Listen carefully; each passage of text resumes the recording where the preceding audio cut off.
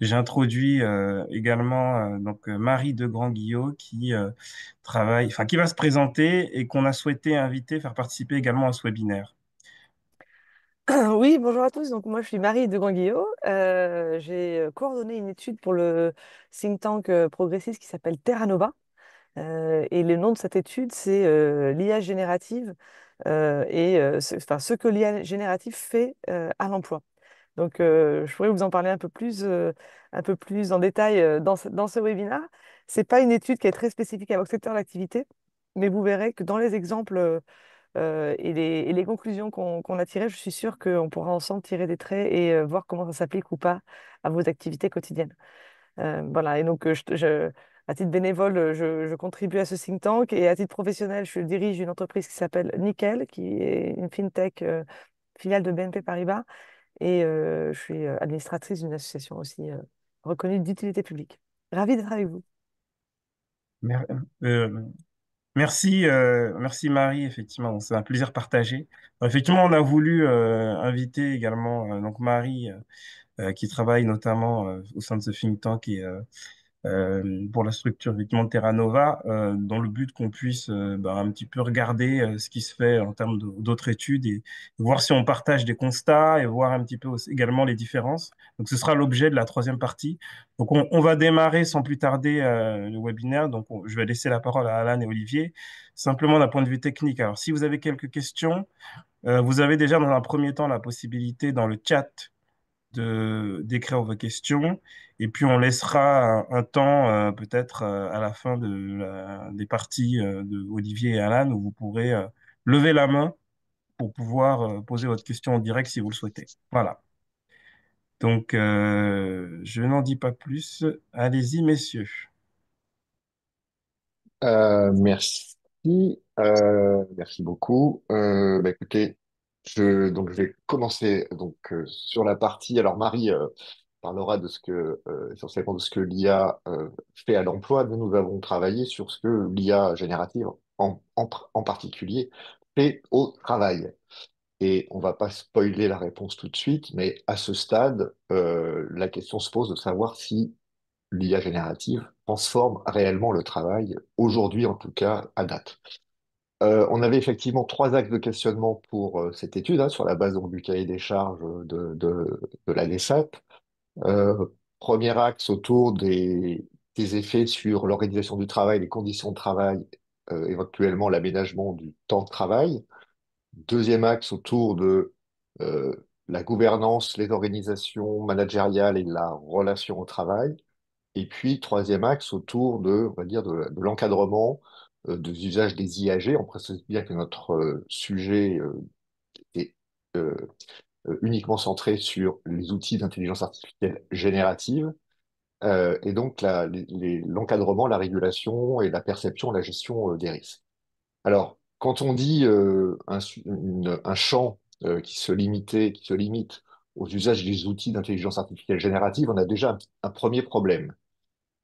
C'est que, d'une part, comme vous le savez, euh, les fonctionnalités de ces technologies évoluent de jour en jour, voire d'heure en heure. Tout le monde peut le constater en regardant tous les jours comment s'enrichissent les applications principales qu'on peut utiliser les uns ou les autres. Deuxième problème, c'est que ces briques technologiques d'IAG, elles sont de plus en plus invisibles, elles sont de plus en plus euh, partie intégrante de technologies, de logiciels parfois très grand public. Et donc, les utilisateurs sont souvent des utilisateurs à leur insu. Nous, on a écarté volontairement cet aspect-là, en assumant le fait que c'était très réducteur, même si on a bien identifié le problème. Notre sujet, ce sont bien les utilisateurs euh, conscients, on va dire, d'utiliser des outils d'intelligence artificielle générative, mais ça n'épuise pas du tout le problème. Euh, Peut-être effectivement la différence, c'est que la différence entre les deux approches ou les deux études qui vont vous être présentées, on est sur un dispositif d'enquête empirique. On n'est pas du tout une dimension prospective, enfin on y viendra un petit peu à la fin quand même, parce que nos observations permettent de nourrir quelques réflexions un peu plus prospectives, mais on s'est intéressé aux usages présents des IAG entre mars et novembre 2024. Pourquoi je dis ça aussi? Parce que quand vous prenez les résultats des baromètres qui peuvent être conduits sur le sujet, notamment par la BPI, qui fait maintenant tous les ans ou presque, voire tous les 6 mois, un baromètre sur les usages de l'IAG, bah, évidemment, le taux d'usage, le taux de pénétration de cette technologie-là évolue aussi de manière extrêmement rapide. Donc nous, on a fait une photographie euh, dans, dans un secteur particulier à un moment donné. Et tout ce qu'on va pouvoir raconter sur le sujet euh, se limite, la validité de ce qu'on va raconter se limite à cet espace spatio-temporel, on va dire, pour faire vite.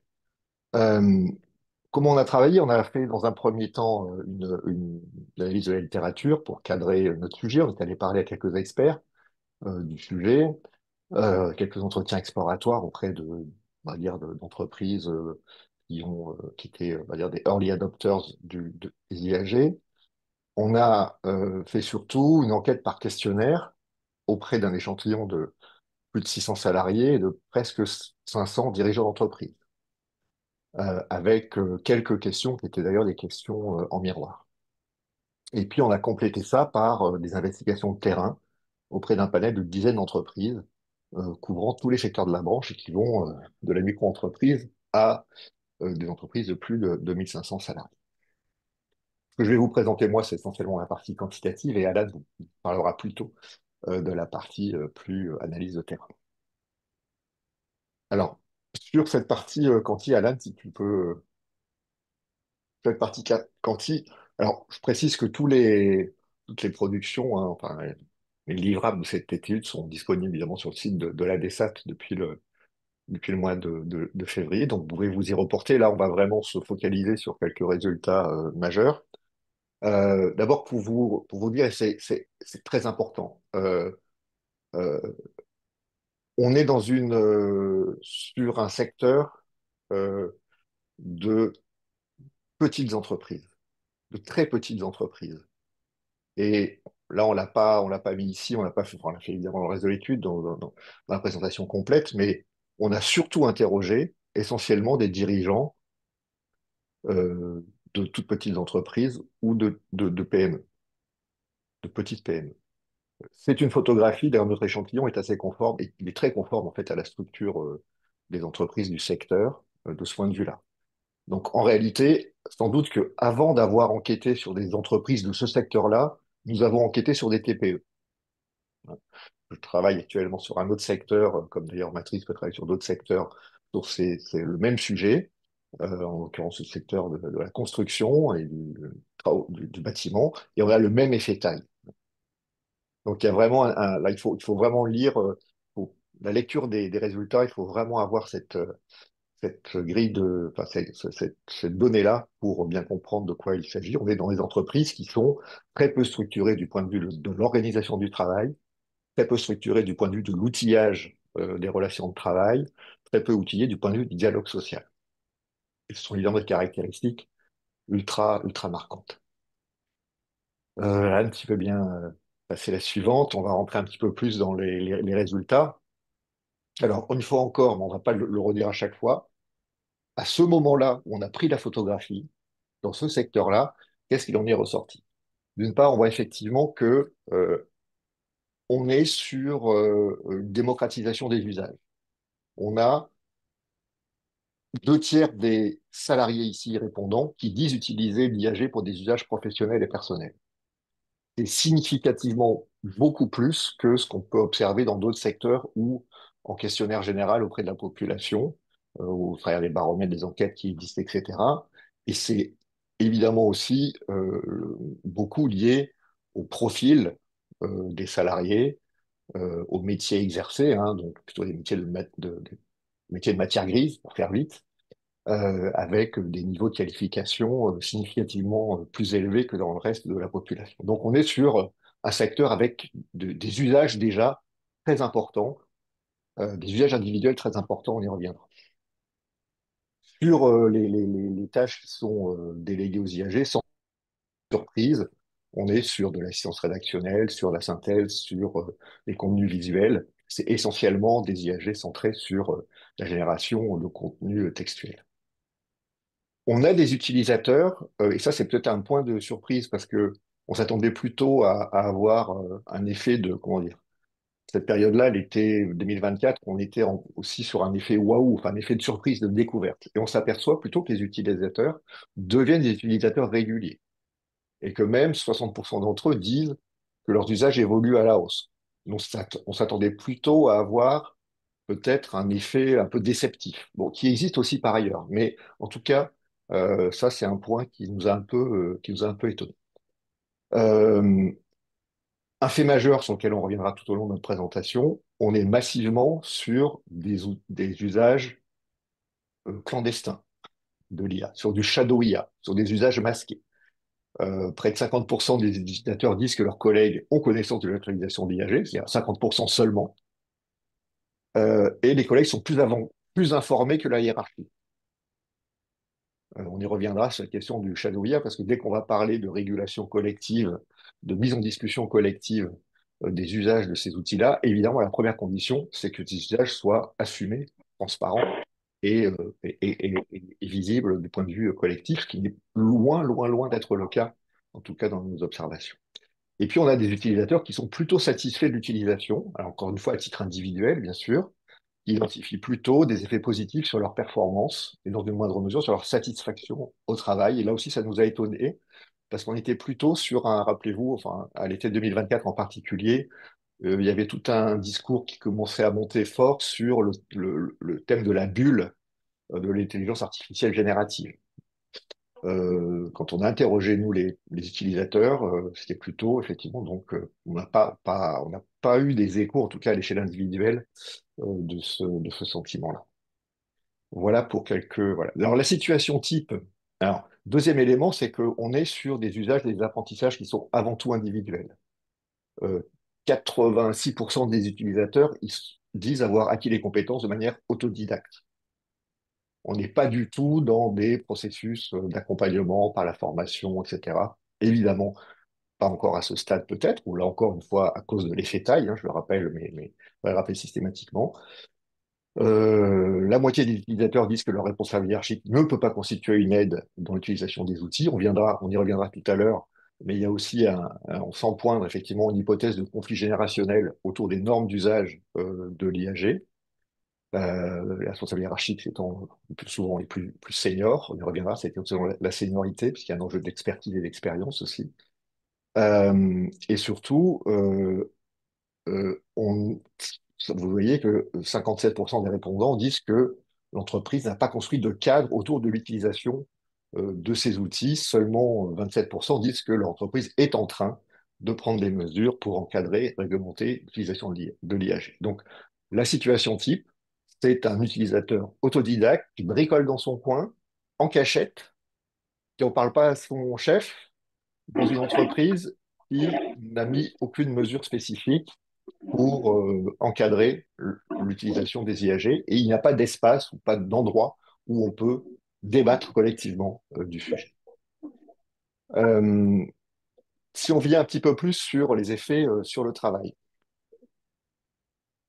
euh, une partie de l'appréciation positive que peuvent porter les utilisateurs sur les IAG est liée au fait que de leur point de vue, ils y voient un potentiel d'amélioration ou en tout cas de diminution de la répétitivité des tâches réalisées. Et il est vrai que quand on commence à avoir certaines pratiques, on peut effectivement, euh, on part du prompt avancé, on commence à savoir mobiliser l'outil de manière intéressante pour du travail répétitif, pour des routines, etc. Euh, la plupart de ces utilisateurs, donc, enfin, la grande majorité, 77%, disent que ces outils ont un effet plutôt positif sur leur travail et que ça leur permet de gagner du temps, en particulier dans les fonctions liées au tri des informations, etc., etc. Euh, sur, se pose ensuite la question de l'impact ou des gains en termes de productivité. Une grosse question, évidemment, c'est la question majeure qui préoccupe tous ceux qui investissent sur l'IAG ou ces infrastructures aujourd'hui. Nous, à l'échelle individuelle ou à l'échelle micro à laquelle on a pu questionner les personnes ou ensuite observer les choses, aujourd'hui, on avait peine à trouver euh, des gains de productivité. Ou plutôt dit autrement, il y a un grand décalage encore entre les avantages individuels, l'utilité individuelle que ces outils peuvent recouvrir pour les utilisateurs et l'optimisation collective qu'il est possible d'en faire. On peut même se dire d'ailleurs que peut-être une partie des salariés, un peu instruits par les précédents en matière de rationalisation technologique, se disent, moins je suis transparent sur l'usage que je fais de ces outils, plus je suis à l'aise pour procéder moi-même aux arbitrages entre la productivité, le temps. Qu'est-ce que je fais du temps dégagé? Est-ce que je fais plus ou est-ce que ce temps dégagé, je le garde pour moi? Finalement, c'est une vieille problématique hein, liée à au progrès de la technologie, notamment enfin, dans l'industrie. Que fait-on du temps dégagé? Tant que les choses sont à ce point dans une logique de fonctionnement masquée, on va dire, évidemment, ce débat-là ne peut pas, et ces arbitrages-là ne peuvent pas s'opérer. Donc, il y a une sorte de disparition, ou pour le dire autrement, pour l'instant, ce sont les salariés qui empochent les gains de productivité sous forme de temps. Euh, Ensuite, derniers éléments peut-être sur ces aspects-là. Si on regarde du côté des dirigeants, 63% constituent estime que le manque de précision et de fiabilité des résultats de ces outils aujourd'hui constitue un frein au déploiement. Mais ce qui pointe aussi beaucoup, c'est en termes d'obstacles au développement de ces outils-là, c'est le manque de connaissances, l'investissement nécessaire pour se former. Ça, c'est un point très important. L'investissement, c'est l'investissement matériel, parce qu'effectivement, ça commence à représenter des sommes aujourd'hui, compte tenu des offres de services qui sont proposées aux entreprises par les différents prestataires de services, et surtout c'est un investissement en termes de montée en compétences. Et ça, c'est quelque chose sur lesquels qu'on a bien vu apparaître. Euh, les, les, le passage à, une IA, à des outils d'IAG utiles nécessite des compétences en termes de prompting qui s'acquièrent finalement, enfin, qui sont une vraie compétence. Et donc, loin du discours un peu, enfin, un premier niveau d'utilisation, on peut effectivement avoir une utilisation très basique, mais tous les utilisateurs, et si vous êtes des utilisateurs, vous le savez, pour réellement que ça génère une différence et en termes d'efficacité, il faut passer un palier en termes de compétences, et ça demande du temps ça demanderait de l'accompagnement. Alors, je ne sais pas qui, il y a un participant qui nous fait...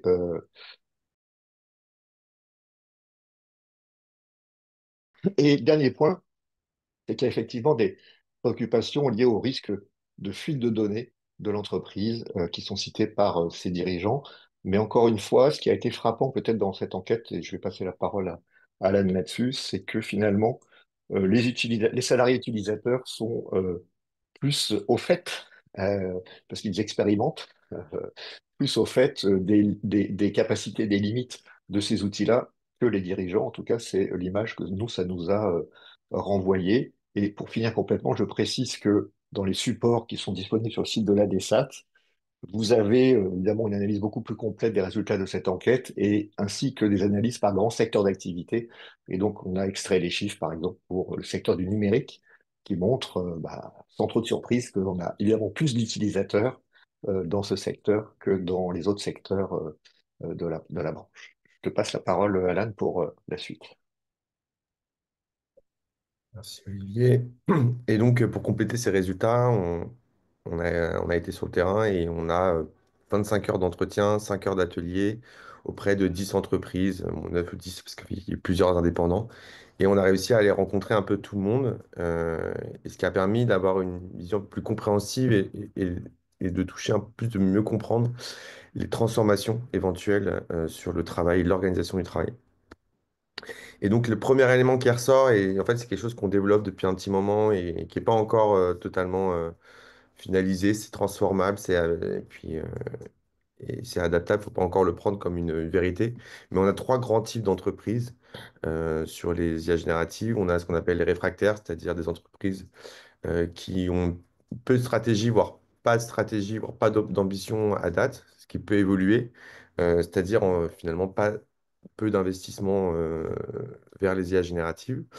On a des entreprises qui sont plutôt attentistes, donc c'est dans un entre-deux, avec ces phrases qui reviennent souvent, hein, parce qu'il y a aussi, on a rencontré pas mal de managers dirigeants, de ne pas être dépassé par la concurrence, mais finalement, tout en maîtrisant les ressources humaines, comme disait Olivier, les coûts commencent à augmenter, surtout si on veut monter en compétences, et d'autant plus si on veut développer des outils de LLM en interne, qui là coûtent beaucoup plus cher. Euh, on y reviendra. Et puis il y a les pionniers, qui sont plutôt des acteurs aux grandes ambitions. Là, on retrouve globalement des entreprises de CAC 40 ou alors des entreprises souvent ESN ou techniques qui accompagnent des projets. Euh, et là, on est sur des entreprises en fait qui vont développer les fameux LLM en interne. Des RAG, on en verra tout à l'heure, mais les projets qui sont en expérimentation, on en voit de plus en plus, mais qui sont plutôt réservés à des entreprises qui sont capables d'investir beaucoup d'argent. Donc dans les réfractaires, on a plutôt des petites entreprises et moyennes, dans les attentistes aussi. Mais encore une fois, voilà, c'est encore à débattre, à discuter. On enrichit ces modèles-là avec les études de mois en mois. Ce qu'on retrouve au niveau des usages, des apports des IAG en entreprise, c'est que ça s'ancre dans l'activité, mais plutôt de manière autodidacte encore aujourd'hui, euh, avec un manque de formation pour l'ensemble des entreprises. Soit il n'y a pas du tout de formation, ce qu'on a beaucoup vu, soit au mieux des supports de sensibilisation, c'est-à-dire pas vraiment des formations, mais plutôt des enseignements sur ce que sont les IAG, comment un peu les bases pour un prompting. Et voilà, on manque encore un peu de formation en profondeur. Et pareil, avec ces différentes postures, effectivement, avec les réfractaires qui sont très passifs, où là, on est vraiment sur des salariés autodidactes, les attentistes qui commencent à tester des choses, et puis les pionniers qui, malgré le fait qu'ils soient plutôt proactifs, euh, en fait, vont plutôt amener leurs salariés à tester les outils. Donc là, en fait, sur ces entreprises-là, on sort un peu euh, du prompting shadow un peu où c'est caché. On a des entreprises qui de plus en plus, soit en maîtrisant, en prenant 10% ou un groupe de 20 personnes, vont demander d'explorer les outils pour essayer de trouver des cas d'usage. Donc ça a été un peu, sur ces entreprises-là, 2024 a été pour pas mal de styles d'entreprise. euh, cette volonté, et donc une sorte de formation autodidacte, et puis en même temps de récupérer un peu d'informations pour développer des outils. Et donc, on remarque quand même un rôle clé des savoirs traditionnels. Donc, comme l'a dit Olivier, en fait, finalement, ces outils sont, quoi qu'il arrive, ont une nécessité, on a besoin, restent des outils, et il y a besoin de compétences pour pouvoir les utiliser, au risque d'avoir des hallucinations, ce qu'on appelle des hallucinations, donc des propositions, des erreurs. Et donc, on a des points de tension qui émergent avec des populations jeunes qui, en fait, ont massivement adopté euh, les outils, avec une perception d'efficacité peut-être un peu surestimée, enfin, surtout surestimée, surtout sur les tâches expertes. Et on a un peu plus une réserve des experts sur la fiabilité et le maintien des standards professionnels. Ça ne veut pas dire que les experts et les plus anciens ne l'utilisent pas, hein, au contraire, mais c'est plutôt que plus on est dans l'expertise, plus on est dans la conscience que ces outils-là ne sont bénéfiques que grâce à des compétences initiales. Ce qu'on peut, en contradiction, les populations les plus jeunes peuvent avoir le sentiment que grâce à ces outils-là, ils peuvent être plus autonomes, voire griller des étapes. Et donc c'est là où on a un peu ce point de tension. Au niveau des organisations et la transformation du travail, ce qu'on a remarqué, c'est qu'on a encore des impacts qui sont limités sur l'organisation du travail, c'est-à-dire vraiment l'activité collective. Ça ne veut pas dire qu'il n'y a pas de transformation, ça ne veut pas dire qu'il n'y a pas d'impact, on va le voir, mais c'est plutôt des impacts ou des transformations sur des usages individuels. Donc, ça reste des outils qui changent l'individu. Donc, on a plutôt en fait cette phrase-là qui revient très souvent, l'IA générative pour contrer la page blanche. Donc, finalement, c'est plutôt sur les tâches individuelles, généralistes et non spécifiques. C'est-à-dire qu'on remarque sur les tâches métiers très spécifiques, très spécialisées, que, on a plus de taux d'erreur en fait dans la pratique que sur des tâches un peu globales, un peu générales, où là, on est plutôt sur des outils qui fonctionnent bien et qui sont appréciés. Donc, on a un peu, voilà, il faut aussi différencier sur quel type de tâches on utilise les IA génératives. Quand c'est plutôt des tâches généralistes, consensuelles, et même si on ne maîtrise pas, on a plutôt des bonnes réponses. Dès qu'on rentre dans des questions un peu techniques, où c'est moins consensuel sur les bases de données, là, on peut avoir des erreurs, et c'est là où ça nécessite d'autant plus d'avoir des compétences pour pouvoir analyser, vérifier la production, voire de retravailler, comme c'est une bonne pratique. Donc, on a plutôt un générateur de points de départ, ce qui n'est pas négligeable. En fait, ça remplace une activité qui était prise par les moteurs de recherche. On a beaucoup d'utilisation, d'aller chercher sur Google à aller directement demander dans l'outil génératif, ou alors générateur de texte qui peut gagner du temps en développant, en demandant une première version d'un texte qui permet de gagner du temps en retravaillant ce texte plutôt de partir d'une feuille de page blanche. Et on remarque quand même que l'activité de prompting est centrale à un bon usage de ces IAG. Et donc, qui pourrait être l'espace de formation. Donc, comme on l'a dit, très modéré sur l'organisation du travail. On a des outils qui sont généralistes, avec peu d'effets identifiés à date sur l'organisation du travail. Néanmoins, il y a deux situations qui sont à confirmer, à questionner, notamment sur la baisse des sollicitations intercollaborateurs, qui est plutôt positive, c'est-à-dire avant, bon, moi je suis en open space et je vais régulièrement déranger mon collègue, ma collègue, pour lui demander un peu d'aide, ce qui peut, au fait, finalement, sur le long terme, sur une année, provoquer du dérangement. Ben là, on va plutôt solliciter l'IA générative. Donc ça, c'est plutôt positif. On a des opportunités, encore une fois, à confirmer, hein, c'est le début.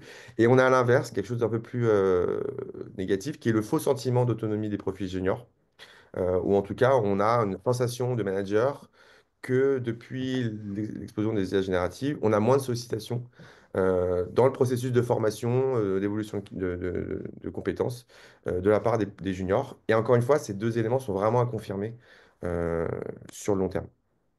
Et puis, on a ces fameux outils en interne, beaucoup développés par les pionniers, qui pourraient transformer et créer des vraies ruptures sur les organisations de travail.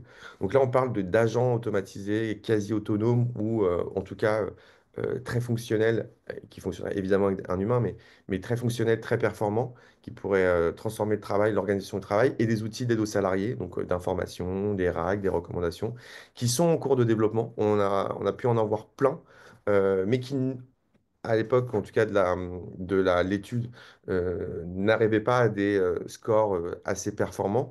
Et aujourd'hui, on a un peu de recul. Pour la plupart, ne sont pas encore à un effet performant. Donc on voit ce qui est intéressant, c'est que finalement, l'étude, même 7-8 mois, presque, presque un peu moins d'un an après, finalement, on est toujours dans cette phase d'expérimentation. Donc on est encore loin, en fait, de la fameuse révolution qu'on nous promettait. Ça ne veut pas dire qu'elle va pas arriver. On n'est pas en train de dire ça, mais en tout cas, on est un peu plus modéré et c'est quelque chose qui va sûrement être un peu plus long. Et notamment parce qu'il y a encore des risques quand même de fiabilité, de qualité des résultats avec ce qu'on appelle des hallucinations, donc avec des réponses fausses, avec une impression qu'elles soient vraies. On a un problème de confidentialité et d'opacité, donc des problèmes de confidentialité non garantis encore aujourd'hui par les outils généralistes. On a des outils d'LLM développés en interne, c'est-à-dire je vais aller voir OpenAI ou Mistral pour développer, avoir un modèle qui tourne que dans mon entreprise. Les données potentiellement ne sortent pas et donc on se sent protégé, alors qu'en réalité, comme l'a dit Olivier, on a en fait, malgré ces outils-là, des salariés qui continuent à utiliser les versions gratuites. Donc en fait, même pour tester et comparer les deux réponses. Et donc on a, quoi qu'il arrive, en fait, même sur des outils un peu internes, des outils les utilisations en dehors des outils protégés, même si on a de plus en plus d'organisations qui bloquent euh, ces fameux, d'avoir la possibilité, par exemple, d'utiliser ChatGPT en gratuit. Mais ce qu'on voit, c'est qu'on a quand même des salariés qui arrivent toujours à se débrouiller et donc qui vont utiliser plutôt à la maison, sur leur ordi personnel, etc. Et donc, encore une fois, envoyer des données euh, à, à l'extérieur, même si on ne sait pas à quel point c'est un facteur de risque. Et puis, on a des algorithmes qui sont plutôt opaques, rendant quasi impossible l'explicabilité, l'explication des résultats. Donc, dans le travail des IA, aujourd'hui, on a un grand pan de recherche sur l'explicabilité des résultats de produits d'IA. On remarque que sur les IA génératives, c'est un peu plus compliqué. On a des experts en IA générative qui nous expliquent que finalement, c'est un outil assez particulier puisque même les chercheurs qui développent ces outils ont du mal à comprendre pourquoi il marche aussi bien.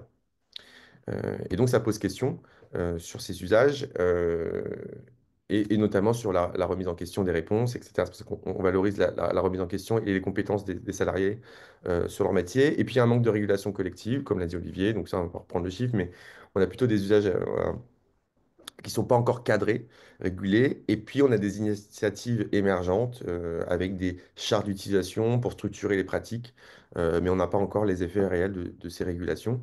Et puis, pour résumer, donc on a peu de prescriptions et de chartes, même si on sait que finalement, même quand il y en a, c'est encore insuffisant pour protéger les entreprises. Il y a une question de bonne pratique, de maturité.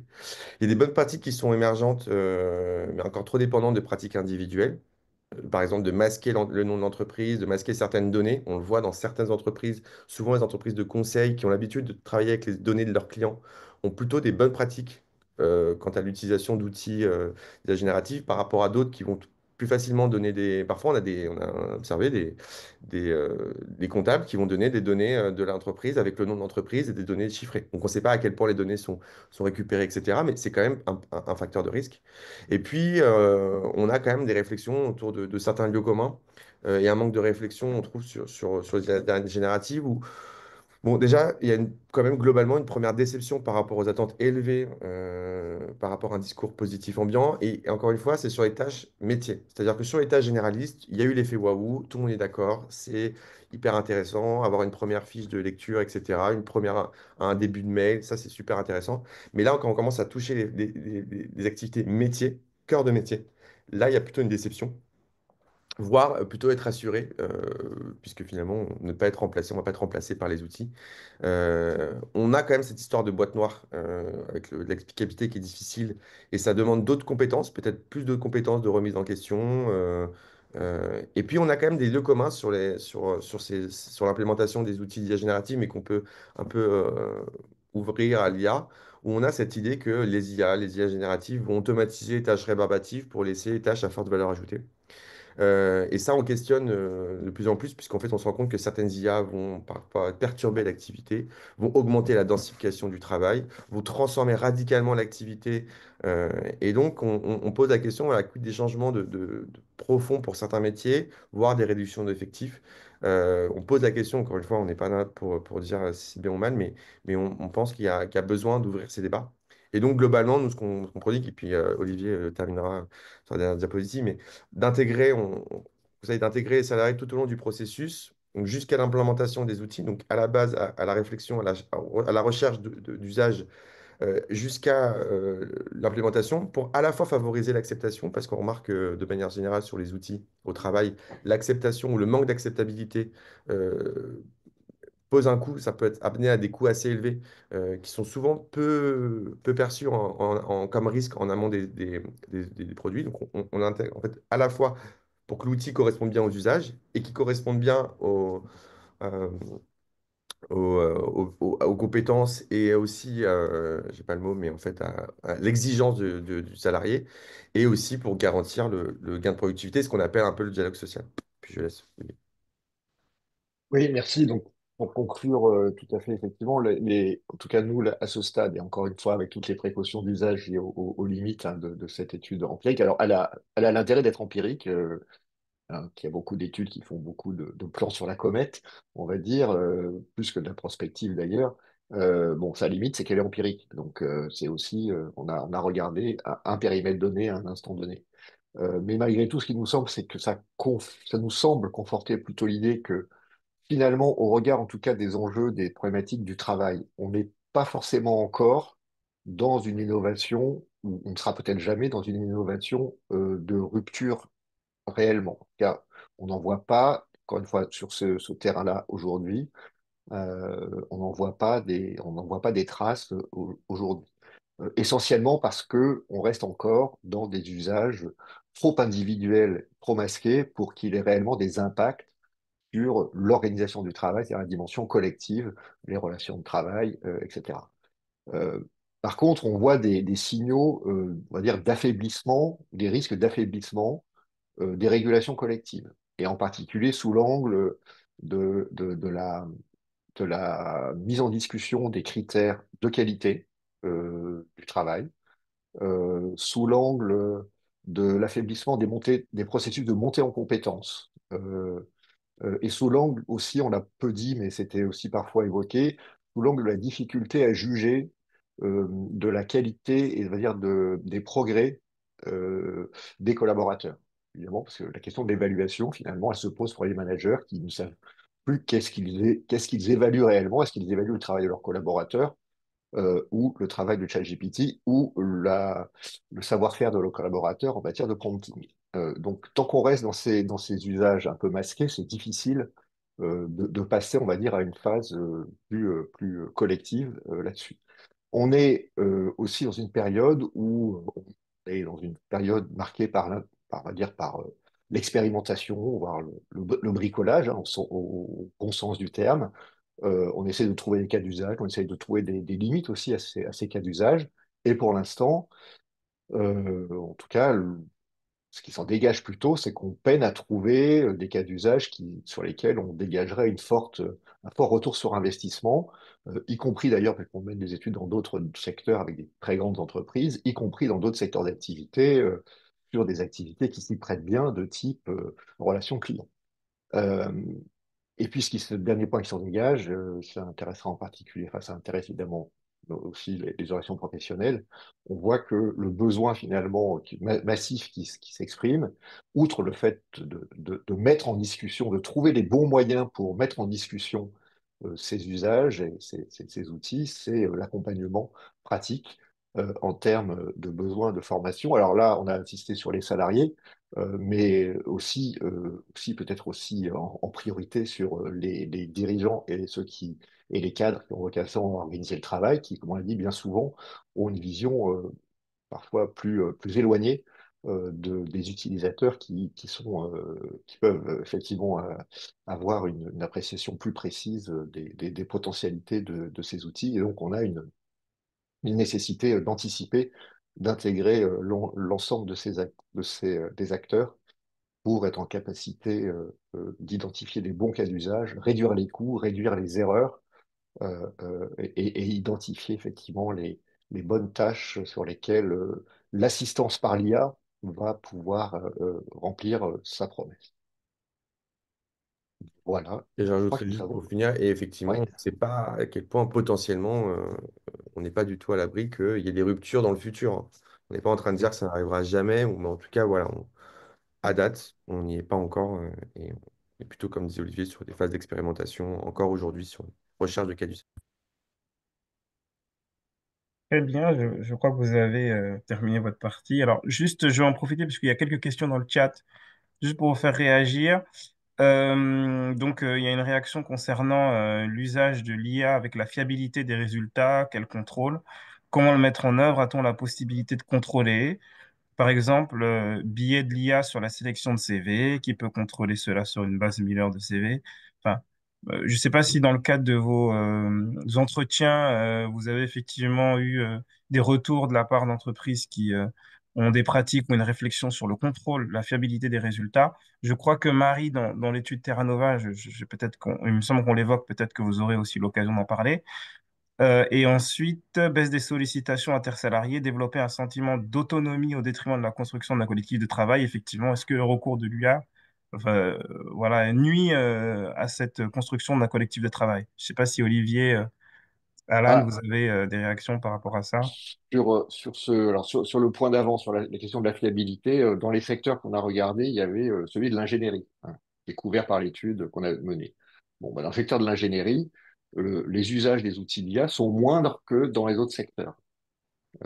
Parce qu'un outil probabiliste dans un monde d'ingénieurs, c'est quand même quelque chose qui interroge beaucoup. Et donc, les risques étaient beaucoup mis en avant. C'était effectivement le fait que ce n'est pas considéré comme étant un outil qui pouvait être complètement sécurisé sur le plan de la fiabilité. Sur la deuxième question, sur la question liée au collectif de travail, oui, alors c'est effectivement évoqué plus comme un risque potentiel aujourd'hui. Alors avec des débuts d'observation hein, dans les entreprises enfin, les plus grandes, là où les collectifs de travail sont les plus grands.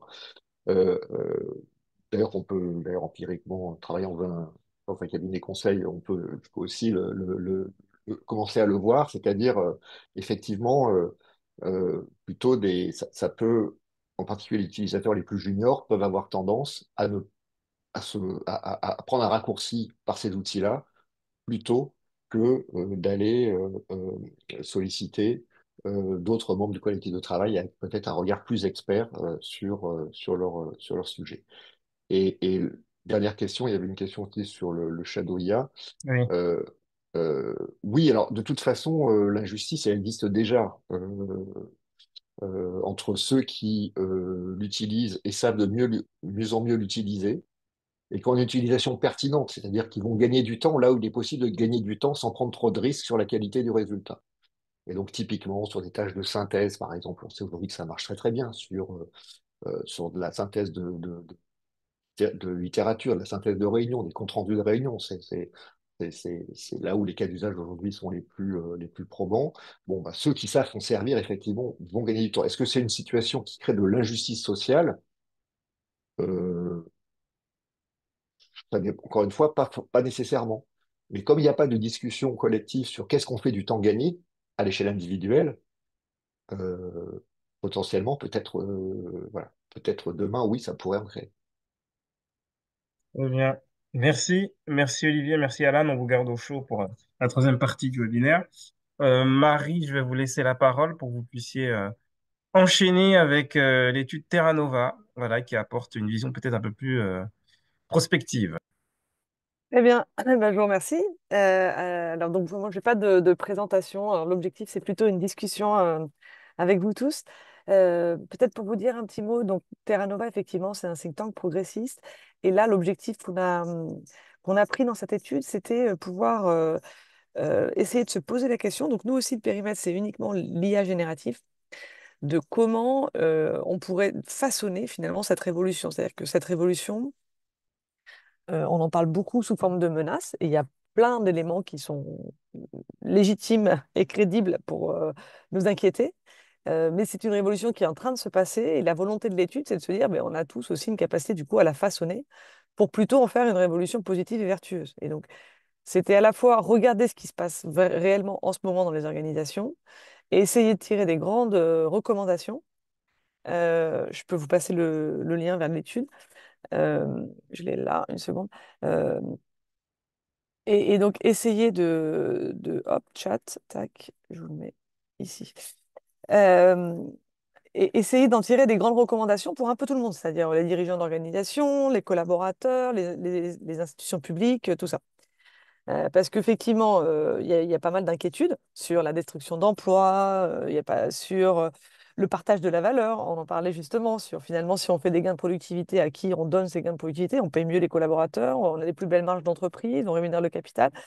Euh, il y a plein de questions euh, le, euh, sur les hallucinations. Vous en avez parlé dans l'étude précédente. L'IA peut se tromper sur la protection des données, sur le stockage des données, sur même comment cadrer ça au sein des organisations. Et donc, c'est très important de prendre aussi l'IA générative quand on l'implémente dans son quotidien sous forme de menaces pour essayer de régler un peu chacun de ces problèmes. Et c'est aussi, à mon avis, à mon sens, bien de voir le potentiel autour de problématiques qui nous intéressent. En l'espèce, dans cette note, la problématique qu'on a trouvée la plus intéressante, c'était de se dire comment ça peut améliorer l'inclusion dans le travail. Comment on peut finalement, grâce à l'IA générative, faciliter et améliorer la qualité du travail, intégrer des profils qui étaient peut-être plus atypiques et qu'aujourd'hui on avait du mal à intégrer, et comment ça fait un peu sauter les différentes barrières qui aujourd'hui sont compliquées dans l'intégration dans le travail et dans l'emploi.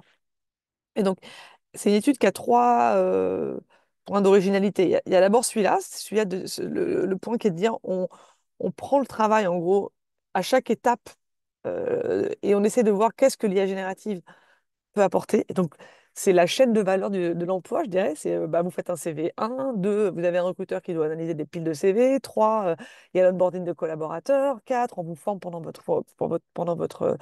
euh, votre temps dans votre organisation, quatre, cinq, vous voulez changer de travail et avoir une mobilité dans votre organisation. Donc, il y a toutes ces étapes-là et on a regardé comme ça. Donc, premier élément d'originalité, c'est de prendre le travail tout au long de sa vie. Deuxième élément d'originalité, c'est on s'est basé sur des cas concrets. Donc, on n'a pas été, c'est très qualitatif, un peu comme la grande partie de l'étude que vous avez fait. Et moi, je pense que dans ces phases-là, c'est aussi passionnant. C'est-à-dire que c'est très qualitatif. On a pris des use cases, donc des cas d'usage qui se passent aujourd'hui dans les organisations. Et on s'est dit, bah, tiens, là-dessus, il se passe ça. avec l'idée de se dire, bah, il se passe ça, et c'est des bonnes choses, ce sont des bonnes idées. Et donc, la troisième originalité, c'est ce côté un peu positif et vertueux, disant, bah, s'il y a des bonnes choses qui se passent aujourd'hui, des cas d'application de l'IA génératif positif, bah, peut-être qu'on peut juste se donner quelques grands critères ou grandes recommandations pour essayer de leur faire prendre de l'ampleur et faire que cette révolution soit positive et non pas bah, en train de détruire des emplois ou juste voilà, un empilement de données. Ça ne veut pas dire qu'il ne faut pas résoudre les autres problèmes. On ne considère pas ça comme mais c'est des problèmes à part entière, hein, ces limites-là, qu'il faut regarder sérieusement. Mais notre étude, elle a pas vocation à faire un état des lieux 360 de l'intégralité des sujets. Donc voilà un petit peu. Et peut-être que moi, ce que je voulais partager avec vous, c'était quelques éléments de cas d'usage que je trouvais assez éclairants, et puis ensuite d'arriver sur quelques recommandations qu'on a eues. Euh, donc sur les quelques cas d'usage, typiquement, par exemple, si on prend l'étape du recrutement, donc sur le recrutement, c'est un grand défi, hein, c'est un grand défi de trouver des collaborateurs qui sont adaptés à votre culture d'entreprise, qui sont formés, qui ont les compétences nécessaires. Et c'est aussi un grand défi pour les collaborateurs de faire valoir leur savoir-faire, réussir cette espèce d'exercice qui peut être assez formel. Et dans certains métiers, alors peut-être que dans les vôtres, c'est un peu moins vrai, mais dans certains métiers, qui peut être assez éloigné finalement des exigences qu'on va attendre du collaborateur dans ses fonctions. Donc typiquement là, il y a deux initiatives qu'on a identifiées, qu'on a trouvées vraiment passionnantes. Une chez Adecco, où ils ont lancé une initiative qui s'appelle CV Maker. Donc en gros, c'est un petit outil qui va vous aider à fabriquer votre CV de manière conversationnelle. Donc en gros, vous parlez à une IA générative et vous lui dites, voilà, bah moi, j'ai fait ça. Alors j'ai commencé quand j'étais, je sais pas moi, au lycée, j'ai fait des stages où j'étais dans des magasins. Bon, je trouvais que c'était dur pour les horaires, mais ça m'a appris la rigueur. Enfin, voilà, vous racontez un petit peu votre parcours professionnel sans grande structure, mais juste de manière un peu tel un récit tel que vous l'avez vécu. Et l'IA génératif, ce produit-là, va vous faire un CV formalisé, donc dans les codes un petit peu, je dirais, attendus de l'employeur, et va, au-delà même de juste refaire l'historique avec un beau format, vous aider à mettre en valeur vos compétences. Parce que souvent, c'est ça qui est difficile dans l'exercice de CV, c'est de faire le lien entre bah, j'ai fait ça factuellement dans telle entreprise, mais qu'est-ce que j'ai appris, quoi. Et donc, qu'est-ce que j'ai appris? Bah, parfois, vous n'avez pas toujours ce recul-là, vous n'avez pas toujours été accompagné pour l'avoir. Et donc, ça, c'est une super innovation, surtout quand on sait que 18% des demandeurs d'emploi aujourd'hui ont globalement une insuffisance en littératie. C'est-à-dire qu'ils ne savent pas très très bien écrire. Et or, les métiers qu'ils vont faire derrière, ce ne sera pas des métiers où le rédactionnel sera très fort. Donc ça, c'est un premier exemple pour moi que je trouve assez fascinant. Où on dit bah, peut-être qu'on sera capable de mieux recruter des profils. Là, je vous ai parlé plutôt de col bleu, mais ça marche pour plein d'autres situations sur des emplois où aujourd'hui, ils n'ont même pas accès. Deuxième idée, toujours sur le recrutement, un cas d'usage là qui est chez France Travail, donc le nouveau nom pour Pôle emploi, c'est que bah, en fait, ils ont beaucoup de temps perdu administratif chez eux, de tri de CV. Donc c'est l'autre côté, c'est que je reçois plein de CV et franchement, j'ai des collaborateurs de France Travail qui passent des heures à les trier. Et là, l'IA générative, ce qu'elle peut vous permettre, c'est de faire des pré-tris, mais pareil, pas que sur des critères un peu, je dirais, qui vont exclure. Elle peut vous aider à faire elle peut vous aider justement à faire des matchings sur l'intégralité qualitative du CV. Alors que quand vous étiez agent Pôle emploi ou France Travail aujourd'hui en agence, vous avez une pile de CV, on vous dit on recrute, je sais pas moi, dans une agence bancaire, et il vous faut Pam, le premier réflexe, je prends tous les BTS Banque, tous ceux qui n'ont pas BTS Banque, je les sors. Je prends cet exemple, parce que c'est un peu dommage, mais parce que je reviendrai sur un exemple similaire, mais au moins on aura ce fil rouge. Et du coup, vous faites un filtre très, par souci d'efficacité. Vous organisez votre travail, vous faites un filtre sur le diplôme. Ce qui est un bon filtre, hein, parce que forcément, les diplômes apportent des compétences. Mais ce qui peut vous exclure de trouver la perle rare qui va répondre en fait à le poste était bien dans une agence bancaire, mais pas du tout un poste de banquier. Ça pouvait être un poste, je sais pas moi, d'organisation de l'agence, d'ergonomie. Et donc, avec ces outils, donc là, eux, ils ont fait un outil qui s'appelle Match FT, donc, qui leur permettent en fait d'analyser les CV et de présélectionner, et donc de faire gagner un temps gigantesque aux agents dans ce côté très administratif du tri de CV pour avoir un maximum de valeur ajoutée ensuite dans l'analyse du CV et surtout dans l'accompagnement des demandeurs d'emploi. Et donc on libère du temps. Voilà. Euh, Alors là, je vois une question sur le CV, je me permets d'y répondre, c'est est-ce que l'IA serait en capacité de détecter les CV? Oui, tout à fait. Alors pas toutes, hein, il y a des IA génératives qui, dans les codes, laissent leurs traces. Elles sont pensées pour dire ce document, en gros, ce document a été produit par une IA générative, ce qui aujourd'hui permet, moi qui travaille dans la fraude, par exemple, je peux vous donner une anecdote. Euh, la semaine dernière, donc avec ma casquette dirigeante d'établissement de paiement, on a eu une fraude chez nous où quelqu'un a appelé le patron de notre équipe en Allemagne en se faisant passer pour moi avec ma voix. Il se trouve que je prends souvent la parole, donc c'est très facile de reproduire ma voix en disant qu'il fallait faire un virement très, très, très, très rapidement de manière tout à fait confidentielle parce qu'on était en train de racheter une entreprise et je pouvais lui en parler qu'à lui. Et donc, bien sûr, c'était une fraude. Donc, on a identifié la fraude et on n'a pas fait le virement pour la chute. Mais en tout cas, nous, dans la banque, mais dans plein de métiers, on a des outils qui visent à écouter en gros ces outils, enfin ces productions enfin, ces productions informatiques faites par des IA génératives, et souvent il y a des marqueurs. Ce qui fait que globalement, dans une cadre de se défendre, dans une cadre de défense, en gros, là on n'est pas du tout dans le sujet, mais juste sur l'IA générative, vous avez autant d'outils que les personnes qui sont malveillantes, entre guillemets. À nous de bien les utiliser pour faire les choses bien. Mais pour moi, typiquement, un CV refusé parce qu'il a été fait sur une IA générative, je ne suis pas sûre que ce soit le bon réflexe. Ça va dépendre peut-être du poste sur lequel vous recrutez. Si vous voulez énormément tester la capacité analytique, la capacité rédactionnelle de la personne, peut-être que c'est intéressant de savoir qu'il a pas été juste flemmard et il l'a fait, il l'a pas fait comme ça. Mais si vous voulez juste un CV qui reflète le parcours de quelqu'un et ses compétences, ce qui est pour moi l'essentiel de l'objet du CV, vous avez plein d'autres façons de tester ensuite votre collaborateur dans l'échange sur savoir s'il va être capable de remplir vos exigences. Voilà. Sur les biais, je trouve un autre cas d'usage que j'ai trouvé intéressant, on parle beaucoup des biais des intelligences artificielles. Et là, c'est pareil, c'est un, un, un- un biais, ce que je disais, j'ai essayé de lire le commentaire et de parler, j'ai pas réussi. Donc, donc j'ai bugué. Mais euh, un autre exemple, je lirai votre commentaire plus tard. Un autre exemple que j'ai trouvé intéressant, c'est que l'IA générative elle-même peut débiaiser. Donc, débiaiser l'IA, parce qu'en fait, vous l'avez compris, l'IA générative, elle produit un contenu sur base d'un historique de données. Donc, l'historique de données qui existe sur Internet, c'est globalement notre société. Dans notre société, il y a plein de biais, il y a plein de biais genrés qui font qu'aujourd'hui, l'égalité professionnelle entre les femmes et les hommes, on n'y est pas encore.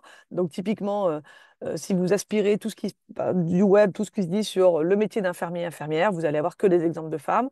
Et donc, vous allez vous-même l'IA générative, quand vous allez lui dire écris-moi une offre d'emploi pour une infirmière, infirmière, elle va vous prendre toutes ces données-là et va faire une super offre, mais elle va être biaisée. C'est parce qu'elle va se dire, bah tiens, elle va avoir que des profils de femmes, toutes les offres ont toujours été au terme de profils de femmes. Donc, typiquement, un homme, quand il verra l'offre, il va moins se sentir intéressé par l'offre parce qu'elle aura été écrite globalement euh, pensée tel qu'un métier de femme qui doit recruter des femmes.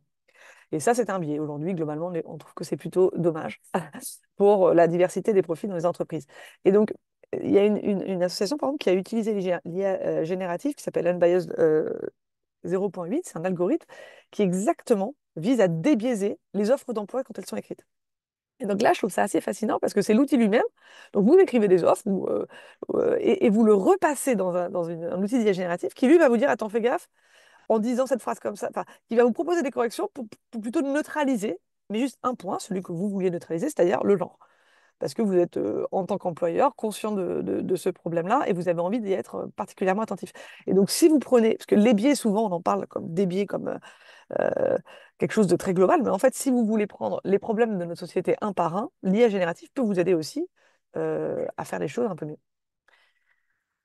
Voilà, un deuxième, je vous partage encore trois exemples que je trouve intéressants, puis on pourra arriver sur les conclusions. Sur l'accès à l'emploi, justement. Alors, je reprends mon exemple de BTS Bank. Euh, ça, c'est un exemple qui est chez nous. Oui, alors Unbiased 2.38. Alors, je crois qu'en fait, c'est leur nom d'algo, mais l'association, je crois que c'est même une asso, qui s'appelle Unbiased. Ouais. Euh, et ils peuvent faire des algorithmes, ils pourraient travailler avec Sinov ou avec les membres de Sinov, hein. Ils sont là pour essayer de faire des choses pour une IA générative plus vertueuse. Euh, un autre exemple, alors là, c'est un exemple chez Nickel, donc ce qu'on fait chez nous. En fait, donc, je vous ai parlé de ce sujet souvent dans les banques. Et donc, chez nous, hein, on recrute des profils sur nos plateformes d'appel ou en agence BTS Bank. Bam, c'est un critère. C'est super, mais sauf qu'il y a de moins en moins de gens qui vont dans ces formations et il y a plus de demandes que de... C'est compliqué à recruter. Et donc, chez Nickel, on a créé un outil qui s'appelle Nickel Assist. Donc, c'est que de l'IA générative. Alors, c'est sécurisé, c'est sur nos serveurs, on n'a aucune donnée personnelle. Enfin, à chaque fois, j'évacue un peu ces questions, mais elles sont fondamentales, hein. On manipule énormément de données personnelles dans le monde de la banque. Et en gros, on a donné à cette IA générative à se nourrir uniquement de tout notre code procédural interne. Donc, c'est toutes nos procédures, tous nos modes opératoires, les déclinaisons, les formations. Vous imaginez sûrement pas, mais c'est un monde passionnant et assez terrible en termes de complexité. Et donc, on a donné tout ça à l'IA générative. Parce qu'il faut des documentations à maintenir à jour, il peut y avoir des points très très spécifiques qui s'appliquent que dans un pays, que sur un type de clientèle. Donc, et en fait, on a créé une interface hyper simple où nos collaborateurs, qui sont des agents, enfin qui répondent aux clients, qui viennent de nous rejoindre, en fait, peuvent poser des questions en langage naturel. Donc, typiquement, comment bloquer ma carte? Un client vous appelle en disant j'ai été fraudé, comment je bloque ma carte? Si le collaborateur, même s'il a été formé, il n'a pas tout retenu exactement, il dit comment bloquer ma carte? Et l'IA générative exploite l'intégralité de notre code procédural et va lui dire en une phrase, onglet dans l'application, onglet carte, scroller une fois et bloquer sa carte, par exemple. Et donc, ça va permettre de faire monter en compétence des collaborateurs qui eux-mêmes n'étaient pas encore tout à fait formés à nos métiers, beaucoup plus rapidement qu'avant. Ça va aussi permettre de donner beaucoup plus de temps à nos formateurs, parce que nos formateurs, finalement, ils vont passer beaucoup moins de temps à agréger des documents, faire des belles présentations, mais ils vont savoir qu'ils ont l'outil pour animer leur formation et ils vont passer plus de temps à l'animation de la formation et à faire des jeux de rôle. Et on sait tous on apprend mieux quand on manipule l'objet de l'apprentissage. Et, euh, et, euh, et donc, on va faire gagner du temps. Et du coup, nous, sur ce poste-là, excusez-moi, on recrute post-bac. On recrute post-bac, donc on a plein. Alors, pas que tout le monde n'est pas recruté post-bac, mais en tout cas, le diplôme n'est plus un critère. Ce qui fait dans nos équipes une très grande diversité d'approches. On a des gens voilà, qui ont 55, 60 ans, qui ont fait ça toute leur vie, chez toutes les banques, et puis on a des jeunes qui sont en train de se former avec ces outils-là. Je rebondis parce que j'ai vu une question sur le CSE, c'est un des points essentiels de la note en termes de recommandation, donc j'y reviendrai en toute fin. Parce que je pense que le dialogue social a un rôle très, très important à jouer là-dedans.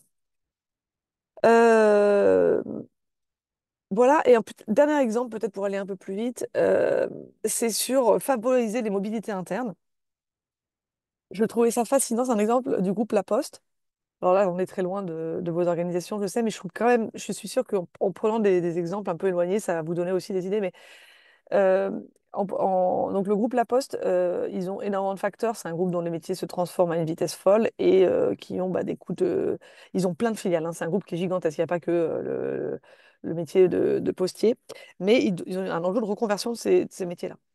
Et comme dans tous les groupes gigantesques, ils ont des données RH non structurées, soit c'est même des notes, soit c'est dans des PDF. Dans chacun système, chaque filiale a son propre système et tout ça se croise très mal. Et donc, pour favoriser les mobilités des collaborateurs, c'est l'enfer. Parce qu'en fait, vous ne savez pas que dans la filiale d'à côté, vous avez exactement la perle rare que vous cherchez, parce que le système, il n'est pas branché. Et puis même, on a tous fait aussi, on connaît tous des systèmes où vous remplissez vos 45 compétences. Enfin, tout ça est compliqué. Grâce à l'IA générative, parce que c'est pas à jour, vous comprenez.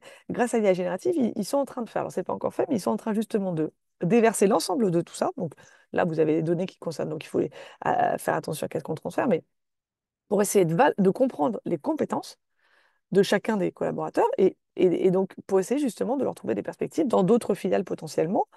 Et je ne sais pas, moi, il se trouve que par exemple, un facteur va être exceptionnel dans toutes ces évaluations annuelles, il est exceptionnel dans la relation qu'il a créée dans son quartier avec tous les gens. Donc, c'est quelqu'un qui a celui-là, on pourra le projeter sur des métiers très sociaux, en exposition de clients, dans d'autres branches, même des branches B2B. Donc, en fait, et comme ça, on arrive à valoriser des compétences. L'idée, c'est de valoriser des compétences et donc des parcours, créer des parcours adaptés, basés sur les collaborateurs, là où, généralement, quand même, l'intégralité de ces données sont un peu empilées dans des systèmes informatiques, mais peu exploitables à l'échelle d'un grand groupe. Et donc, je trouvais ça fascinant. Voilà. Et donc, bon, c'est quelques exemples pour vous dire que globalement, il se passe des choses. Alors, je suis aussi d'accord avec le phénomène de shadow ChatGPT. Il se passe plus de choses au niveau du collaborateur lui-même, un peu en mode pirate. Et c'est pour ça qu'aussi, on a des recommandations là-dessus, qu'au niveau de l'institution. Mais là, je vous ai parlé d'exemples qui sont assumés et portés par les organisations, qui sont plutôt pour moi des solutions, qui sont plutôt des solutions pour bah, des emplois de meilleure qualité, plus inclusifs, qui nous nourrissent dans la durée. On voit que dans ces exemples-là, on change plus les tâches des emplois que le travail, que l'emploi en tant que tel. C'est-à-dire que votre travail va être un peu, va évoluer dans comment vous allez faire des fonctions, mais moins dans sa grande structure. Et donc, on est arrivé en gros à plein de recommandations. Et je vais vous les simplifier en 2 mots. Il y en a une, c'est le dialogue social. On est convaincu que plus on aura de dialogue au sein des organisations autour de cette révolution, plus on en fera quelque chose de bien. Et aujourd'hui, on pense que c'est très sain finalement la façon dont l'organisation le prenne. C'est-à-dire, je le prends, je fais des petits POC. En gros, je prends des petits POC, je mets une petite gouvernance, je fais des petits tests, je mets une gouvernance autour pour voir ce qui se passe, je me mets des bons garde-fous, je prends deux, trois décisions un peu structurantes sur la donnée, les serveurs, les trucs un peu sensibles. Je regarde ce qui se passe et je vois est-ce que j'ai de la valeur. Ça, c'est super parce que c'est très proche du métier et l'IA générative apportera de la valeur si elle est adaptée au métier. C'est pas une grande révolution comme ça généraliste. Et ça, c'est un premier élément. Donc, mais l'ensemble de ces petits POC peut amener finalement au niveau d'une organisation, si vous en avez deux, trois selon la taille de votre organisation, à des transformations qui commencent à être d'ampleur finalement, mais qui pourraient être invisibles si on n'avait pas une vision globale. Et donc, il faut mettre absolument une bonne gouvernance. Et dans la bonne gouvernance, on pense que le CSE est vraiment un bon endroit, notamment parce que les collaborateurs eux-mêmes sont souvent en avance par rapport à l'entreprise. Donc finalement, c'est un bon endroit de dialogue et ça pourrait se faire juste naturellement, parce que tous les ans, on parle de stratégie d'entreprise dans les CSE, donc ça peut être un axe de discussion avec le CSE, mais on pourrait aussi en faire, euh, je dirais,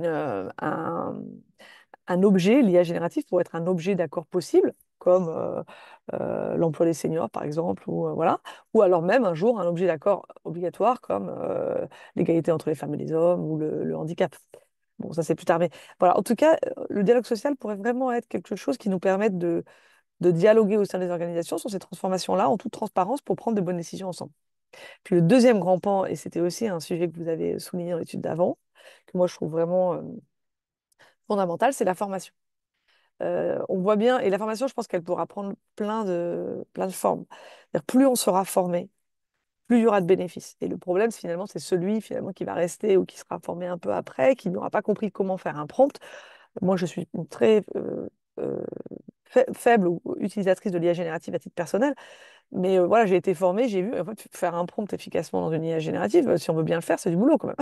C'est pas juste, j'ai balancé ma question, au lieu de la mettre dans mon Google Search, je l'ai mis dans une IA générative, parce que finalement, la donnée, elle n'est pas beaucoup plus aboutie si vous mettez que 4 mots en langage un peu comme ça, recherche, maison, vacances, porquerolles, quoi. En fait, il faut dire, je suis une famille de 5 enfants, et donc, il est très important de se former euh, et comme ça, on pourra partager les bénéfices pour laisser personne de côté. Et donc là, il y a plein de façons de se former. Je pense qu'on pourrait utiliser une sorte de formation par capillarité autour de de ce Shadow GPT. C'est-à-dire que le fait que nos collaborateurs soient en avance sur nos organisations, ça peut être vu comme une chance. Et on pourrait comme ça essaimer autour d'eux en mettant les garde-fous adaptés à l'organisation, bien sûr, hein. Donc, ça, c'est une première chose.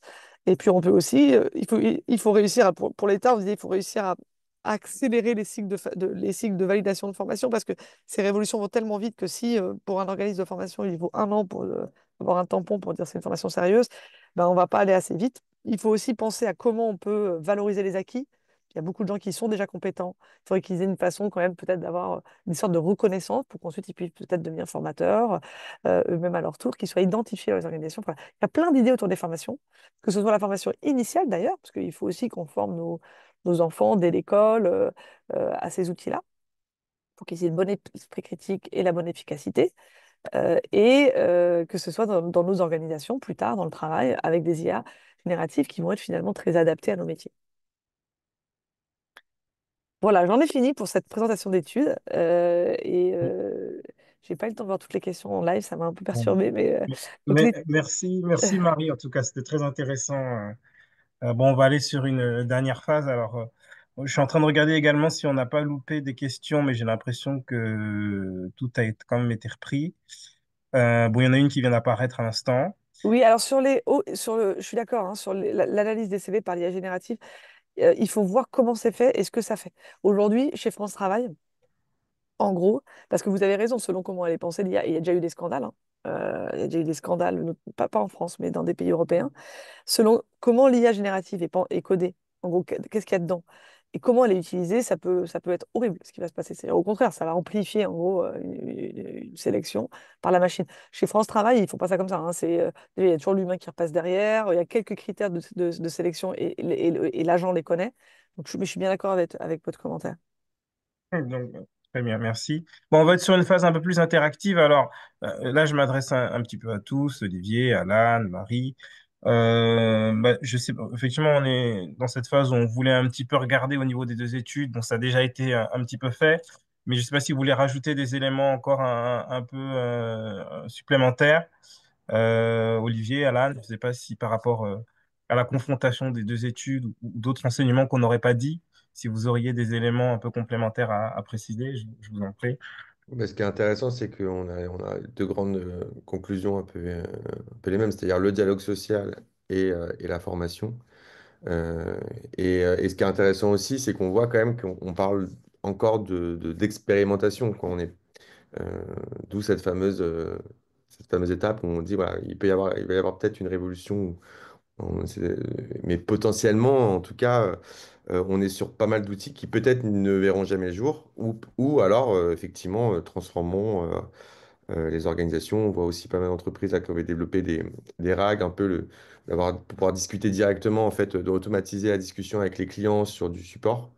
Euh, la question moi, que je vais peut-être poser, c'est par rapport à Sinov, c'est quid des TPE et PME, quoi. C'est-à-dire qu'en fait, là, on parle quand même beaucoup de projets d'expérimentation d'entreprises souvent du CAC 40. Nous, c'est ça qu'on a vu qui développent des POC, etc. On en voit plus d'une dizaine, en fait, qu'on a, même en dehors de cette étude qu'on accompagne. Et en fait, il faut quand même il faut des moyens, il faut être souvent accompagné même par des prestataires extérieurs, voire être accompagné directement ces entreprises.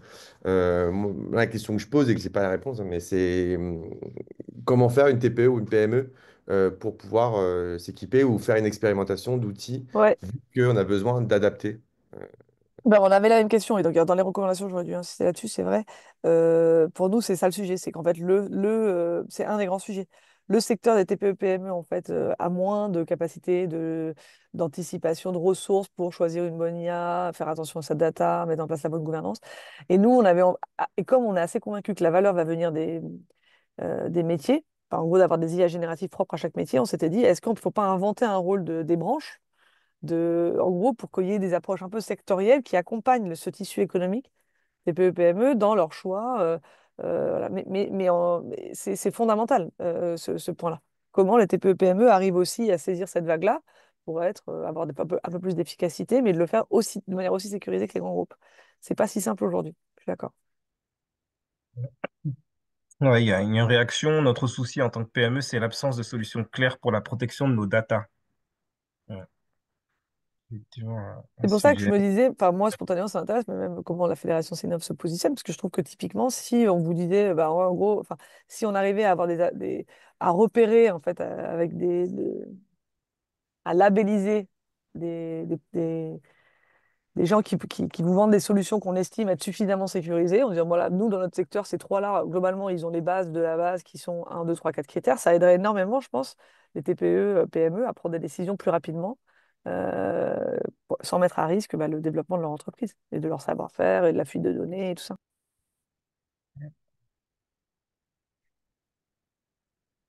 Une question. Une IA est un outil très évolutif. Comment mettre à jour les évaluations? Comment envisager un désinvestissement?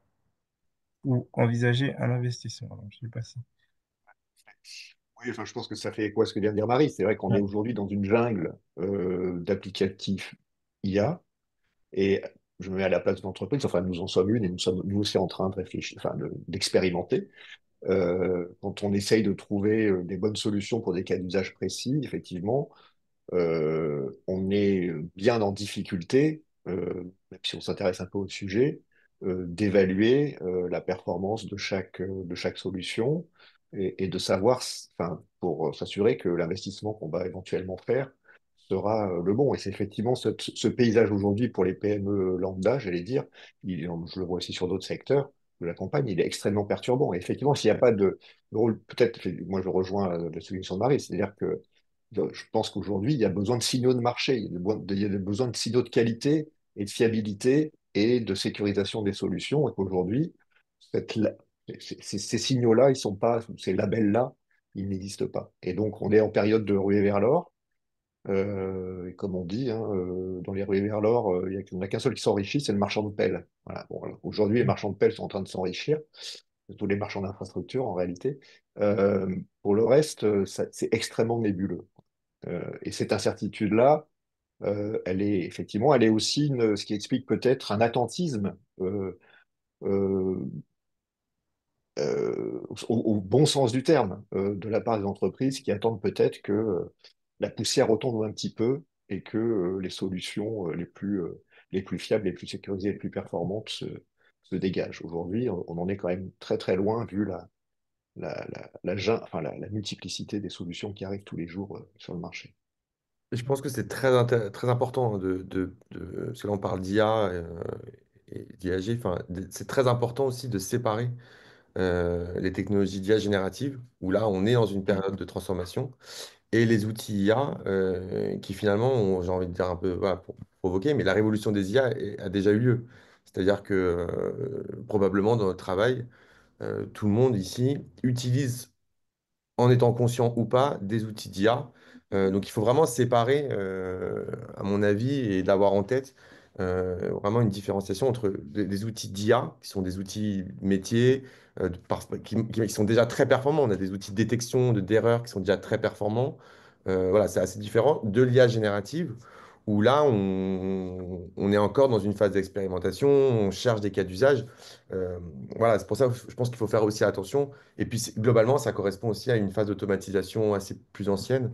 Donc voilà, je pense que c'est quand même aussi important. Et les PME Mm. utilisent des IA. Là, pour moi, je pense que c'est important. Ouais, je voulais juste rajouter le point de différenciation IA et IA générative, hein. Les IA génératives sont des IA, mais toutes les IA ne sont pas des IA génératives. Très bien. Merci pour ça. Alors, je ne sais pas s'il y a des souhaits de prise de parole ou d'autres questions. N'hésitez pas, il nous reste quelques minutes. En tout cas, Euh, pour le moment, j'en vois pas, mais bon, juste peut-être un point parce que vous avez effectivement évoqué ces questions de normes de qualité, tout ce qui est le besoin de progresser en termes de formation, d'encadrement de la formation, le besoin de cadrage, que ce soit au niveau de l'entreprise ou peut-être plus globalement au niveau de la branche. Et je crois que vous avez aussi évoqué à un moment donné la question de l'intergénérationnel, c'est-à-dire quid de l'IA et de la nouvelle relation qu'elle peut construire, co-construire entre les générations. Parce que nous, dans nos secteurs d'activité, c'est vrai qu'on a un certain nombre de métiers qui sont en tension, pour lesquels on a un besoin, fort besoin de recrutement, et on peut parfois être amené à confronter des générations. Donc, est-ce que vous considérez que l'IA peut change la donne? Est-ce qu'elle peut faire une sorte de mentorat inversé? Enfin, je sais pas. Qu'est-ce que vous en pensez par rapport à ce sujet de l'intergénérationnel et de l'IA en entreprise? Et tu me Alors, permets. si... Ouais, mais déjà, ce qu'on peut commencer par dire, c'est que, pareil, pour simplifier, on va dire les moins de 20 ans, dans leur vie de tous les jours, ont quasi tous intégré l'IA générative. C'est impressionnant. Je donne pas mal de cours depuis des années dans différentes écoles, sur design, ingénierie, etc. Et effectivement, c'est impressionnant de voir qu'il y a une adoption qui est assez folle de l'IA générative. Et donc, effectivement, ça pose question. Euh, et bon, franchement, on n'a pas encore les réponses. J'ai un exemple très concret là, mais pas de cette étude, d'une autre étude où on travaille sur, pareil, en fait, des métiers en tension, où on a du mal à recruter sur certains secteurs. Et en fait, on arrive à recruter des profils, justement, Mais là, on parle d'IA. C'est encadré par des IA. En fait, comme l'activité est encadrée, utilisée dans le process avec pas mal d'IA et d'automatisation, finalement, ça leur permet de recruter des profils qui ne sont pas à la base destinés, qui n'ont pas les compétences. Et donc là, l'IA et l'automatisation plus globalement, en fait, avec un accompagnement, facilite la formation et réduit les erreurs. Donc, je séparerai un peu les génératives, mais les outils d'IA, par exemple, des outils de détection d'erreurs, donc je sors un peu du sujet de l'IA générative, mais des outils de détection d'erreurs peuvent devenir des supports de formation, par exemple. Mais aujourd'hui, l'IA générative en soi, voilà, je serai un peu plus mesuré. En fait, on rentre très très large et bon, je laisserai parler les collègues, mais je serai un peu plus mesuré sur. On se pose encore beaucoup de questions.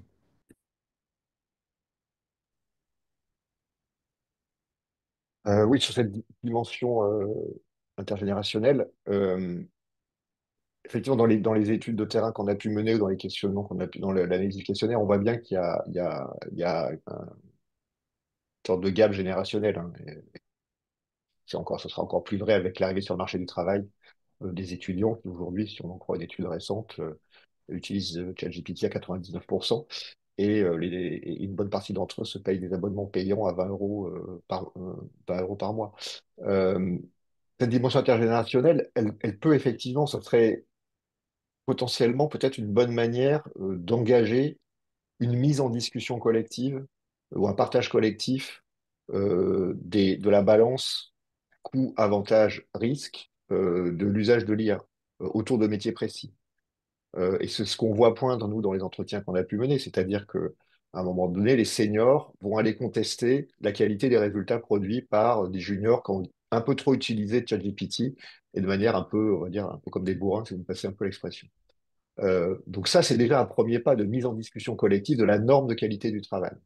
Et de ce point de vue-là, c'est intéressant. Et ça crée de la discussion intergénérationnelle, parce que les jeunes juniors en cabinet conseil, effectivement, ils sont plus exposés à des tâches répétitives et sans nécessairement beaucoup d'intérêt, mais c'est aussi comme ça qu'on apprend au début. Voilà. Et donc, ils voient dans l'IA, c'est ce qu'ils nous disent dans la réponse au questionnaire, ils voient dans l'IA un outil intéressant pour diminuer l'exposition à ces tâches répétitives, etc., etc. Mais ça va casser aussi un processus d'apprentissage et ça va nuire à la capacité du manager à évaluer la progression et l'acquisition des compétences. Donc, tant qu'on en reste à ces... S'il n'y a pas un dialogue qui se noue et un échange qui se noue là-dessus, ça va être très compliqué de passer à un cadre plus collectif. Et moi, je fais le lien avec un autre sujet qui est celui du dialogue social, qui est beaucoup apparu dans le chat. Et alors, effectivement, d'autant plus qu'il y a une jurisprudence récente qui a un peu rebattu les cartes sur la consultation des IRP sur les projets d'IA générative en entreprise. Nous, il nous semble que la clé, en tout cas, c'est ce qu'on essaie de mettre en place dans les entreprises que l'on peut conseiller ou accompagner ce sujet-là, c'est l'articulation entre des espaces de dialogue professionnels autour des normes de qualité du travail en particulier et les espaces de dialogue social. Problème aujourd'hui, alors c'est vrai que sur tous les sujets, on dit, ah oui, mais là-dessus, le dialogue social est très important. Oui, alors sur ce sujet-là, comme sur la décarbonation, sur la transition écologique, etc. Mais le dialogue social, d'une part, comme Alan l'a dit, l'a souligné, bah, dans les toutes petites entreprises, il n'existe pas, ou très peu. Et dans les grandes entreprises, il n'en peut plus, le dialogue social. Il a tellement de sujets à traiter qu'il devient lui-même un facteur de risque professionnel pour ceux qui passent leur vie dans ces instances-là. Et donc, on ne peut pas non plus, à chaque fois qu'on a un sujet important, dire ah oui, mais le dialogue social va s'en charger. Oui, j'étais directeur adjoint de l'ANAC, c'est moi qui porte ce discours-là maintenant. Ça peut paraître contradictoire, mais non, je ne pense pas. C'est au contraire au nom de la bonne qualité des équilibres dans les entreprises. Et donc, il faut qu'on trouve aussi matière à innover dans les pratiques de dialogue professionnel de dialogue social sur ces sujets-là, parce que si on fait comme avant sur ces sujets-là, c'est-à-dire on passe en infoconsulte comme on l'a toujours fait sur tous les sujets, à part embouteiller un peu plus des instances qui sont déjà saturées, on ne va pas faire grand-chose. Et donc c'est vraiment un appel aussi à innover sur les pratiques de régulation sociale autant que ces technologies-là innovent dans la manière, sont des innovations technologiques. Et j'ajouterai un point quand même sur le prompting, effectivement, qu'on prend deux personnes, même quelqu'un qui a l'expérience, un jeune qui a l'expérience de ChatGPT, par exemple, hein, et un expert. Ce qu'on va remarquer sur un peu une sorte d'expérimentation sur une question métier, que même si le junior a une expérience de l'utilisation du prompting, parce on en fait beaucoup sur la formation de prompting. Bah, ce qu'on remarque quand même, c'est que l'expert qui a moins l'expérience va poser des meilleures questions. Et même si au début, il va peut-être oublier des éléments de contextuel dans l'interaction, il va mieux finalement utiliser, enfin, les compétences métiers sont plus importantes finalement que les compétences de prompting en soi. Donc évidemment, le mieux, c'est d'avoir les deux, d'avoir les compétences métiers et les compétences de prompting. Mais c'est ça qui est aussi intéressant, et je rebondis sur ce qu'il dit Olivier, c'est-à-dire que finalement, ces outils-là, on peut aussi les considérer potentiellement, hein, comme des outils de réflexivité du métier aussi. C'est-à-dire, si j'arrive à bien prompter, à poser les bonnes questions, à poser les bons éléments, c'est aussi parce que je maîtrise mon métier. Et donc, un junior, voilà, on ne peut pas juste former sur la question de prompting, plutôt le prompting adapté au métier. Ça, je pense que c'est aussi important parce qu'on a un peu cette mode qu'on entend là. Il faut que tout le monde soit formé au prompting en soi, comme si c'était une nouvelle activité, et finalement qui veut rien dire s'il est déconnecté de son métier. Merci, Je suis merci. désolée, il faut absolument que je vous quitte Ah, ici et l'échange est passionnant. Mais merci à tous pour votre écoute et puis je vous laisse conclure la table ronde. Désolée, j'ai une petite urgence. Merci voilà. beaucoup. Merci Marie en tout cas pour Merci. votre intervention. Merci, au revoir. À bientôt. Alors j'avais cru voir une main levée à un moment donné, mais j'ai l'impression que bon, peut-être que elle s'est rebaissée, enfin elle s'est abaissée de nouveau, donc peut-être que pas forcément une question derrière. Bah alors je sais pas si vous avez encore d'autres, n'hésitez pas, hein, il nous reste 2-3 minutes. Je sais pas si vous avez des questions, si c'est ou pas. De toute façon, si on n'a pas de questions supplémentaires, on va peut-être conclure de toute façon, hein. Donc bon, j'ai l'impression qu'on est arrivé au bout. On a épuisé le sujet, donc on va conclure la séance bah, d'aujourd'hui. Donc merci en tout cas. Bon, Marie nous a quittés, mais merci Alan, merci Olivier pour du coup ce webinaire qui a effectivement été intéressant, enrichissant, qui nous apporte des éléments au niveau nous de notre fédération pour un peu mieux appréhender les sujets, son implication, son imbrication dans l'organisation du travail. Donc merci pour cette participation. Merci à tous également pour les questions, les échanges et les réactions. Donc, nous poursuivons de toute façon, nous, assez régulièrement des webinaires de ce type, notamment spécifiquement sur le sujet de l'IA. On a un calendrier et d'autres webinaires en lien avec les sujets sociaux. Donc, n'hésitez pas à vous tenir informés et au courant de ce qu'on propose. On communique assez régulièrement là-dessus. Et puis, on vous transmettra également les liens vers les études qui ont été évoquées aujourd'hui. Donc, vous aurez la possibilité de les consulter et de nous faire des retours ultérieurs. Donc voilà, je vous remercie à tous. Alors, il y a peut-être une petite remarque, une suite, charte de l'IA chez Sinov avec des points d'interrogation. Oui, c'est effectivement des éléments sur lesquels il faut y réfléchir. Nous nous sommes dotés d'une commission IA spécifique au sein de la fédération, donc peut-être que ça peut être un sujet sur lequel il faut plancher. Donc merci à tous et puis bah, nous vous souhaitons une bonne fin de journée et puis un rendez-vous à un prochain rendez-vous sur l'IA ou sur les sujets sociaux. Au revoir à tous. Au revoir, merci pour l'invitation. Merci. Au Merci. revoir.